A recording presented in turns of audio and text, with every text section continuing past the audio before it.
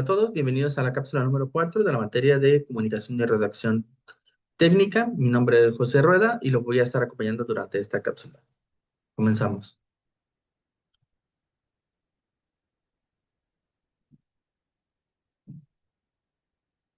Muy bien, el día de hoy vamos a hablar un poquito sobre diferentes aspectos de la comunicación, entendiendo cómo se desarrolla un poco en el ámbito científico y técnico. La comunicación en general va a constituir una de las herramientas más relevantes para el desarrollo del conocimiento humano. Se trata de un proceso en el cual se transmite información verificada, estructurada y con un propósito claro, dirigida a públicos específicos, ya sean especialistas, estudiantes técnicos o la sociedad en general. Su esencia radica en transformar los descubrimientos, teorías y aplicaciones en mensajes claros y verificables, además de comprensibles. A diferencia de la comunicación cotidiana, aquí se exige un nivel de precisión mucho mayor, pues cualquier ambigüedad puede alterar la interpretación de un resultado o el uso de una tecnología. La ciencia comunica para validar y acumular conocimiento, mientras que la técnica lo hace para guiar acciones concretas. Por tanto, este tipo de comunicación es a la vez un puente entre investigadores y profesionales y un vehículo que se conecta con el conocimiento y la práctica. Hablando de la comunicación científica. La comunicación científica cumple funciones que van mucho más allá de simplemente difundir un hallazgo. En primer lugar, asegura la continuidad de la ciencia, ya que el conocimiento solo progresa cuando los resultados se comparten y se comparan con investigaciones previas. Además, fortalece la transparencia, porque todo descubrimiento debe presentarse de manera que otros investigadores puedan reproducirlo o cuestionarlo. También permite legitimar los avances, pues las revistas científicas y los congresos sustituyen espacios donde se evalúa la validez de las aportaciones. En otras palabras, la comunicación científica está hecha para comunicar avances y transformaciones en diferentes campos. Tiene un objetivo, digamos, de orientar cómo va el desarrollo del conocimiento, ¿verdad?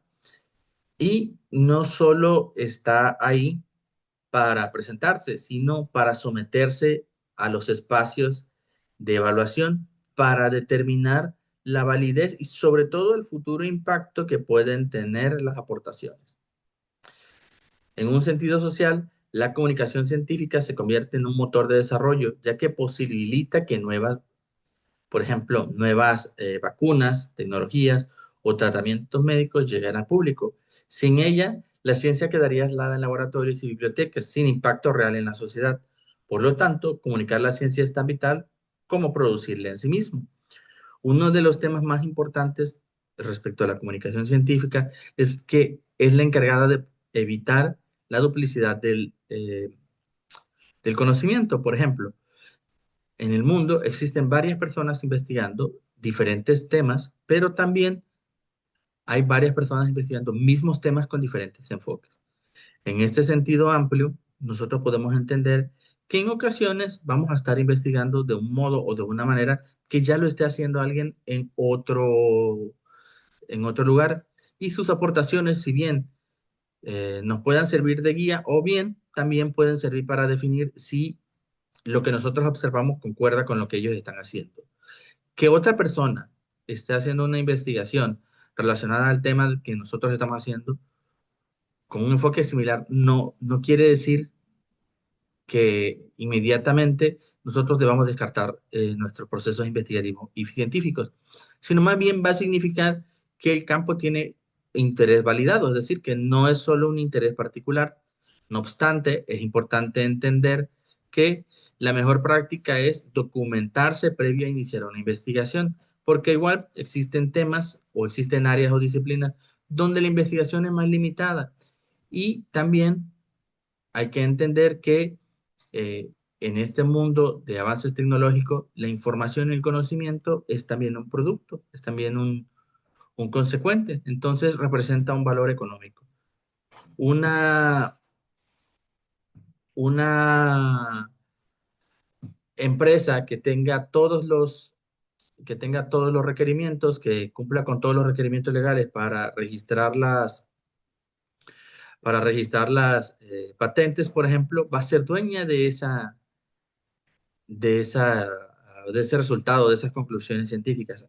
Si bien vas a poder usarlo como referencias, el resultado que es, por ejemplo, la aplicación de un medicamento, la ejecución de una síntesis química, el descubrimiento de una nueva tecnología, va a quedar a reserva de las limitaciones legales que se presenten. Asimismo, sin la comunicación científica, la ciencia, o más bien la investigación científica, no se quedaría más como que una información que se hace en un lugar, en un repositorio. Por ejemplo, si se investiga en una universidad, se quedaría ahí y solo las personas que estén ahí podrían aprovechar ese conocimiento. Como saben, una de las naturalezas de la ciencia, pues es que debe de ser compartida, ¿verdad? Exige ser compartida. Y esta exigencia es lo que da cabida a estos canales de comunicación científica. Hablando de la investigación científica, va a ser necesario entender que existe un lenguaje científico, el cual posee rasgos muy específicos que lo diferencian de otros usos del idioma. Se distingue por su precisión, objetividad y neutralidad, características que permiten transmitir resultados sin que intervengan opiniones o juicios personales. Utiliza terminología especializada que se asegura que el mensaje sea comprendido de manera uniforme por expertos de un mismo campo, evitando interpretaciones subjetivas. Además, recurre constantemente a datos empíricos, tablas, gráficos, diagramas y fórmulas que refuerzan la claridad del mensaje. En otras características que también son fundamentales son la universalidad, ya que la ciencia pretende que sus hallazgos sean entendidos más allá de las fronteras lingüísticas y culturales, razón por la cual el lenguaje científico predominantemente se encuentra publicado en inglés, aunque en muchos países, por ejemplo en México, se acostumbra a hacer una doble publicación, se publica en el idioma español y se publica en inglés. En conclusión, el lenguaje científico no busca persuadir emocionalmente, sino informar con exactitud lo que se encontró, ¿verdad? La verificabilidad y la claridad de lo que se encontró, constituyendo así una herramienta esencial para el avance del conocimiento humano. En cuanto a los canales de comunicación o divulgación científica, vamos a encontrar que los principales canales de comunicación científica son aquellos que permiten difundir, validar y compartir los hallazgos dentro de la comunidad académica. Entre ellos destacan las revistas científicas indexadas, los congresos especializados, los libros de investigación y las tesis académicas. Todos estos espacios tienen en común la rigurosidad, pues cada aporte debe pasar por procesos de revisión que garantizan su validez y originalidad. Es decir, que nosotros mandemos un artículo a una revista científica no nos garantiza que va a ser publicado. Este artículo va a pasar por una revisión exhaustiva que va a determinar si el artículo cuenta con los méritos para ser publicado. Otro ejemplo sería, por ejemplo, los repositorios de tesis que tienen las universidades. Es muy común que las universidades almacenen las tesis, tanto digitales como físicas, de cierta cantidad de años, ¿verdad? Esto para hablar acerca de las tesis que se han hecho y los procesos de investigación que se han aplicado. Actualmente, los repositorios digitales de acceso abierto han democratizado el conocimiento, es decir, han permitido que sea de libre acceso para muchos, o básicamente para todo aquel que tenga acceso a Internet, permitiendo que investigadores de cualquier parte del mundo consulten artículos sin costo, aunque hay que añadir que existen algunos repositorios que son de importancia, por ejemplo, que sirven para dar estas pautas, ¿verdad? Para dar estas pautas y que se caracterizan por ser privados. Es decir, son empresas que se dedican a eh, cobrar una licencia por la publicación del conocimiento científico, es decir, tienen un repositorio de investigaciones privadas a las cuales solo tienes acceso por medio de una licencia. Asimismo, conferencias internacionales, seminarios en línea, facilitan la integración global, derribando barreras geográficas. Estos canales no solo sirven para difundir, sino también para establecer redes de colaboración y retroalimentación, lo cual potencia el avance colectivo de la ciencia. Ahora bien, la comunicación técnica. En el ámbito técnico, la comunicación es imprescindible para garantizar que el conocimiento se aplique de manera correcta y estandarizada. Mientras que el conocimiento científico se basa en explicar y comprender fenómenos, la comunicación técnica traduce estos descubrimientos en instrumentos prácticos, normas de seguridad y procesos aplicables. En general, la comunicación técnica va a necesitar aplicarse específicamente en situaciones que requieran instrucciones o sobre todo que no requieran, digamos, hablar específicamente de una comprensión científica, sino más bien de una comprensión de proceso. Es decir, un nivel de interiorización o de profundización un poco más abajo, pero que tiene más aplicaciones prácticas que teóricas. En ese sentido, este tipo de comunicación se utiliza normalmente en manuales de mantenimiento, por ejemplo, de una máquina, sino que también puede ser aplicado en procedimientos de instalación, instructivos de construcción, incluso en técnicas, ¿verdad? En la enseñanza de técnicas. En este sentido, también aseguran la continuidad de las operaciones y, sobre todo, la prevención de accidentes. En sectores como la ingeniería, el informático o la salud, un error de comunicación técnica puede tener consecuencias graves, desde pérdidas económicas hasta riesgos para la vida humana.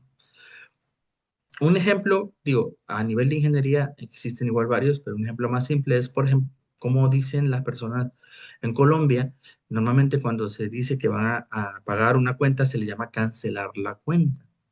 Entonces, en un contexto, por ejemplo, mexicano, si una persona te dice, oye, voy a cancelar una cuenta, no quiere decir que ya no la va a pagar, quiere decir que la va a pagar.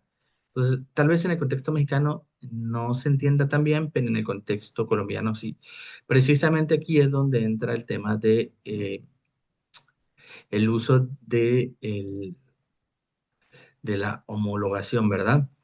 Y es importante entender que si nuestra publicación va a tener impactos internacionales, debemos de usar lenguajes técnicos de neutralidad. Por ello, los documentos técnicos deben elaborarse con la máxima claridad, sin ambigüedades, y estar diseñados para usuarios con distintos niveles de experiencia. Es decir, deben de ser poder interpretados por una persona experta como por un novato, ¿verdad? Obviamente novato en cierto nivel, porque no vamos a esperar que un documento de doctorado sea entendido por una persona, por ejemplo, de necesariamente de licenciatura. Por lo menos no a cabalidad, no con el mismo nivel de profundidad. Sin embargo, obviamente va a haber un entendimiento parcial.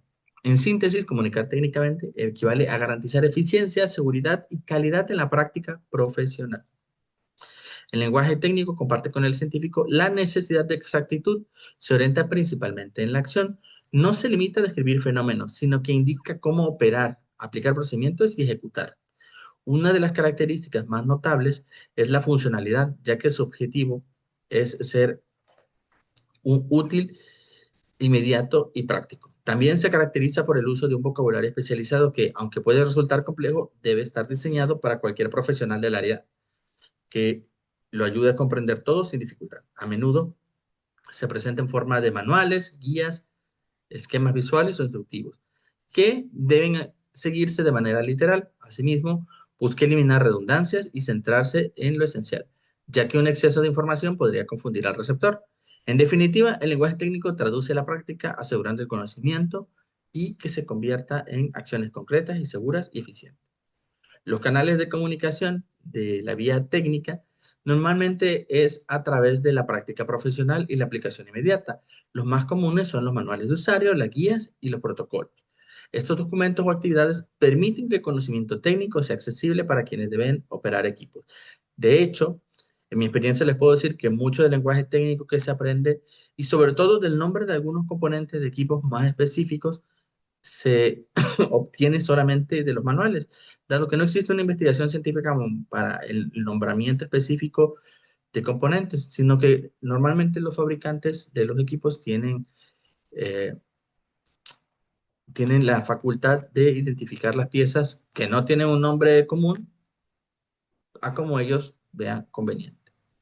Existen organizaciones que se encargan de emitir documentos de comunicación técnica y también se da esta comunicación de estas organizaciones mediante presentaciones corporativas, entretenimientos, eh, em, temas ejecutivos, temas presenciales, plataformas de aprendizaje, ¿verdad? Con el auge de la tecnología, los tutoriales interactivos y los manuales de formatos multimedia, esto ha adquirido sobre todo mayor relevancia. Todos estos canales buscan lo mismo, reducir el margen de error y asegurar que los procesos se ejecuten uniforme y seguro. Dentro de las entidades más conocidas, sobre todo para la gente que está en Latinoamérica y obviamente la gente en América, sobre todo el continente americano, hay diferentes entidades que son de importancia significativa, pues establecen muchos de los parámetros que se utilizan en casi todos los equipos, ¿no? Aparte de que estas que voy a presentarles ahorita son, literalmente son cuatro, pero en realidad existen varias más, dependiendo del área en el que te desempeñes. Estas son enfocadas en el área de ingeniería y hay que entender que la gran mayoría de estas tienen igual homólogos, digamos, locales en cada país. Por ejemplo, en México tenemos las normas oficiales mexicanas, aunque muchos de los sectores te piden que te apegues a este tipo de normativas. Por ejemplo, la ASTM, que es la Asociación Americana de, de Testeo o Prueba de Materiales, por sus siglas en inglés, American Society of Testing Materials. También tenemos ANSI, que es la American National Standard Institute, que establece estándares para cierto tipo de productos. La ASME, que es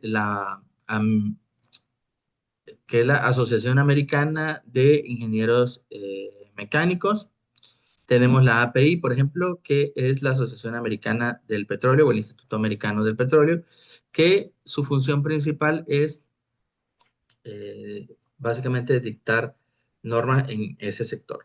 Como estos, existen diferentes entidades, tanto internacionales como locales, y cabe señalar que del otro lado del mundo, es decir, en el continente europeo, existen también muchas empresas y estándares que se dedican o que se desarrollan precisamente en su contexto. Bien, eso es todo por esta cápsula. Nos vemos en la siguiente.